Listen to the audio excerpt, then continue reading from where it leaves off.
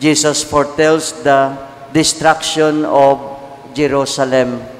No? Then, He speaks of the end of time and the coming of the Son of Man in power and glory.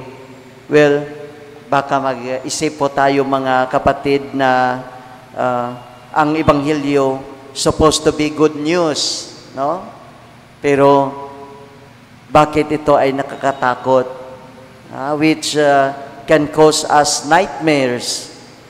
Many of us get scared when the conversation is about the end of time. The same of death, no? We are afraid, di ba? Jesus just wanted us to be realistic and not dreamers. Many people continue to live the way they used to be, no? Eat, drink, and be happy, no? And that's it. That's life, no? Routine life.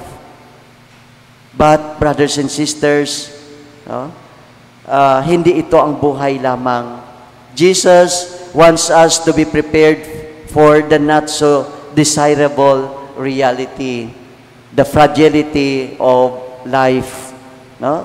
The recent calamities, for example, di ba? The strong typhoons, the floods, no? Fires everywhere, no? Earthquake and wars, no? Mga gyera ngayon and so on.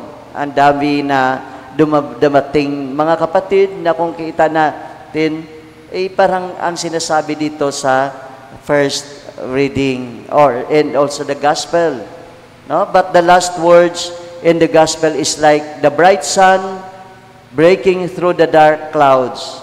When these signs begin to happen, stand erect and raise your heads because your redemption is at hand, no?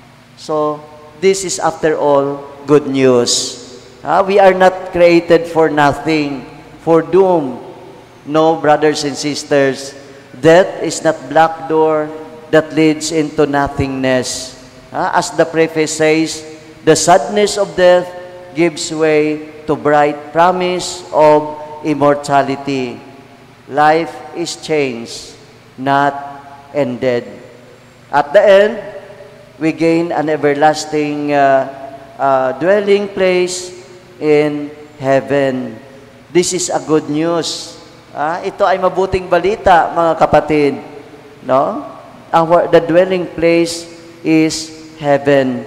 So thus we remain steadfast, raise our heads in hope, trust, and faith to our Lord Jesus Christ. Amen.